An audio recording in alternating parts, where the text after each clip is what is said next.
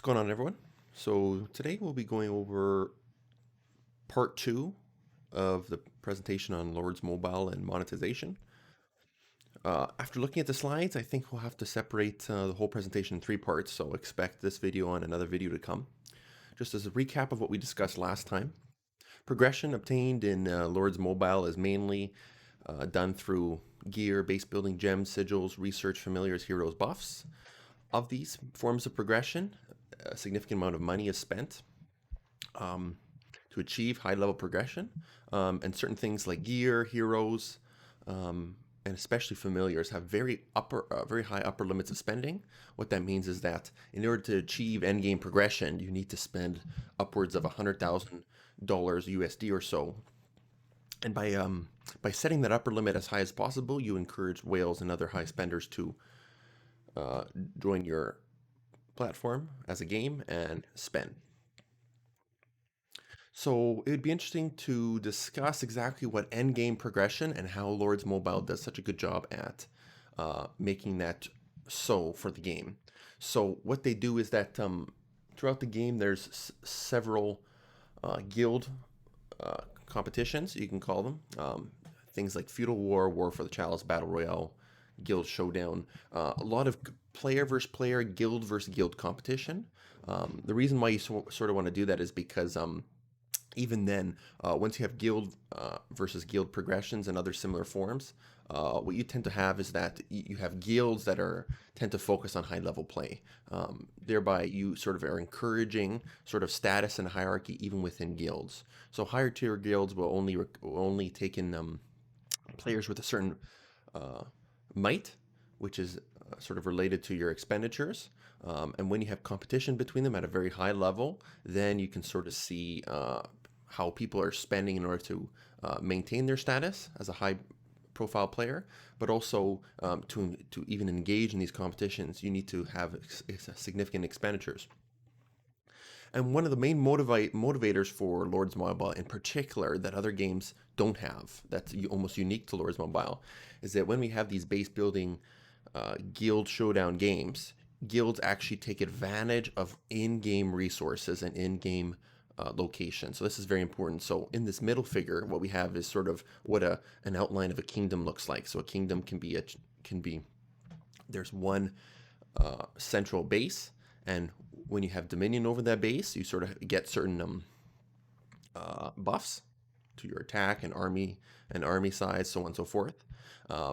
And as you go closer to the middle, you also have access to high level resources, level 5 resources. So what you're doing is that you're encouraging players to engage in competition by adding higher level resources and higher level bases to the center of the map.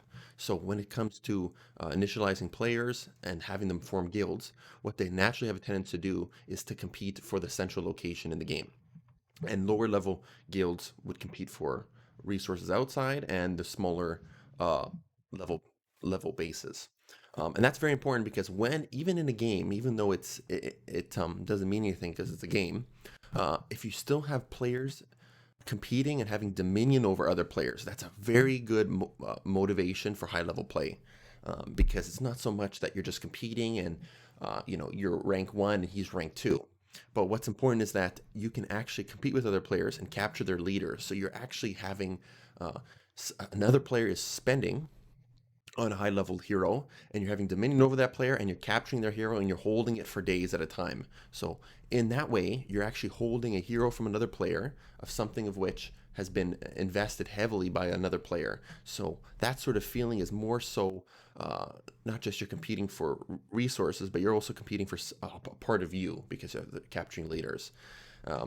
And in having dominion over other players, you sort of reward allies. So when you have your guild has control over these bases, whoever's the leader of the base can assign titles. And these titles aren't just necessarily titles, but they're actually buffs and debuffs. So you can buff friendly guildmates, and you can debuff enemies that are your biggest competition. So this is an extremely motivational factor for the dominion aspect, because not only you're rewarding the players that helped you get you there, but you're also smiting those players that are competing with you.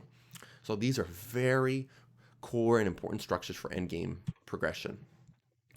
And so, what are the core incentive structures for players? So, I had mentioned that player dominion over other players is something that's very important, and the locations within the game are even more important. Again, you're not just competing for instance levels or instance buildings, but there's only one set war for the chalice or feudal war, or there's one uh, title for this or title for that. So people are competing for limited resources and competing for limited positions in the game. So that's very important. And the accolades such as title and vassal titles rewards that.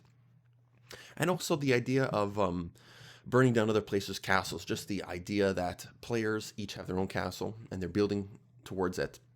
And you can burn someone else's castle and eliminate their troops. You're removing progression, right? So that feels a little more close to home when you're a player and you've spent money on armies, uh, time and monetary investment in armies, only to have those eliminated by other players. So it feels like you're actually losing something that you've worked towards. And that's another motivational factor for end game progression. The idea that you're also achieving progression yourself, but you're taking progression from other players. So just the figure on the right is an example of if you were to take a quick look at a profile of a player and you would see this, you would see that this is a profile that chances are have spent likely over 100,000 United States dollars on progression. So one of the most interesting aspects of these presentation series is the monetization aspect and monetization schemes, because every company does it differently, but they're all sort of taking advantage of the same aspects that maybe other sort of companies take advantage of in the real world. So it's no different in an online fashion. So the game is mainly motivated by the cash shop. So the cash shop is sort of you can think of it as the main avenue for people to spend money. So it's a shop that is constantly updated with limited edition and limited time offers.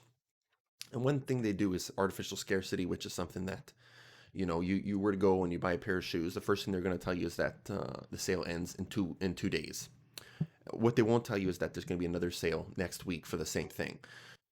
So the one-time offers are something that even though maybe few people will realize that, hey, maybe this isn't a one-time offer, I know I can get it next week. Still, seeing those icons, one-time offer, is enough to encourage some players to spend. And a time countdown is just I like to say a cherry on top, because these are these offers in the cash shop are constantly being refreshed.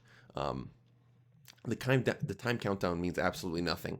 Uh, it'll just be changed with another form of offer, and even a somewhat similar offer will come about in a few days. So there's really no meaning to it. But what they're doing is they're creating artificial scarcity. The idea that this is an offer, this is how long you have to make a decision within 45 minutes, and it's a one-time offer. So do it while you can. Sort of that idea, and it's artificial scarcity because they can create any sort of offer they want at any time, right? But they're creating an artificial aspect to it. Things like bonus items is just another thing to suggest, hey, you know what? We're doing you a favor. Here's a bonus set of gems on your. So for example, in the figure, it's 3,600 bonus gems of 4,400. Hey, we're doing you this favor. Here's a bonus gems. The thing is, there's always bonus gems, and the gems have no real world equivalent. Like, it's made in the idea of gems is just conceptualized and it's made up in thin air. So there's no meaning to adding bonus gems. They set the price, whatever they want it to be. So by adding bonus items, bonus gems, it'll encourage those few players that don't know otherwise. And price savings is just something that you see in every single game you can possibly think of. When you see price savings, you think about that they're doing a favor for you. 50% off, regardless of the fact that the item never goes on sale for $40. And the items are purely, whether it be cosmetic or help you in the game, they're made up by the game. So all in all, they're meaningless when the items are created out of thin air. So they can set the price per gem, per jewel chest, per attack jewel. So these savings and the idea that there's times and there's one-time offer is totally meaningless. Secondly, loot boxes. So this is everybody's favorite monetization scheme because uh, loot boxes are the worst. And why they get so much of a bad rap is because it is impossible for users to realize the cost of the items that they're gambling for. and that's what it is. It's gambling. The um, Whenever, no matter what game you're playing, the game will never tell you what are the actual odds for the items. You sort of just have to do um, um, join in on the gambling and then figure that out for yourself. But the idea is that extremely rare items have extremely low drop chances. So you're paying hundreds and thousands of dollars for certain high tiered items, and they have to make it scarce. Because if they make it scarce, you know that for a particular high level mat, you will pay 2,000 or 4,000 just for this one item because um, it's just sort of hard capped behind loot boxes with uncertain odds, right? So some people get it for $2,000, some people get it for $6,000, but in the end, they set those rates and they know exactly how much people will pay for these items.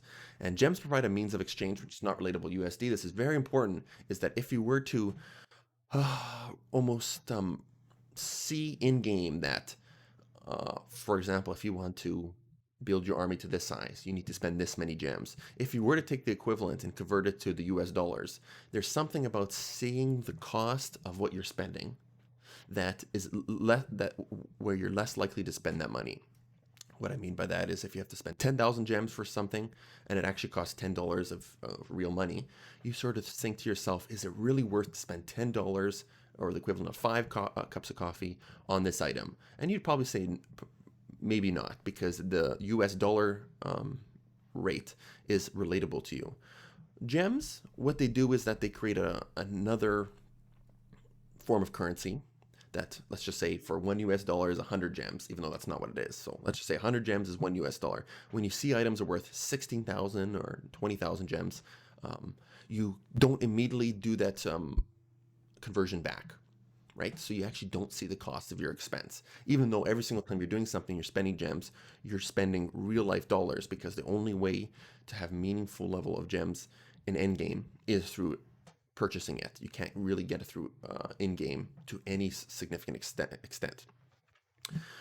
And finally, it takes advantage of people's inability to assess odds. Um, when you think about the rate at achieving a high-level tiered item being, let's just say, 0.1%, and it costs a certain amount to buy one chest, you can sort of figure out that, okay, I need to spend about whatever it may be, $100 or $1,000 to get this one item. But people are unable to think like that, right? They don't think of it like that. When you think of it like a gambling, like, oh, maybe I'm lucky, maybe I'm not. People will spend until they get the item. If the game were to simply say, hey, to get this item, which is a non-loot box form, hey, in order to get this item, you will need to spend $100 or $200. A lot of players would be taken back by it, because then you're realizing the cost of your expense. But by doing it through a loot box, you sort of engage that gambling aspect of maybe getting it sooner, maybe getting it later. And additionally, you don't see the real cost of what you're spending because you never know when you're going to finally get the item. And people don't look back and say, hey, I spent $400, $500. Maybe I should have spent it elsewhere. So we're approaching 13 minutes. So we're going to jump into part 3 for our next presentation to cover the last set of slides. 13 minutes seems to be as long as people can handle me for. So with that, signing off. See you next time.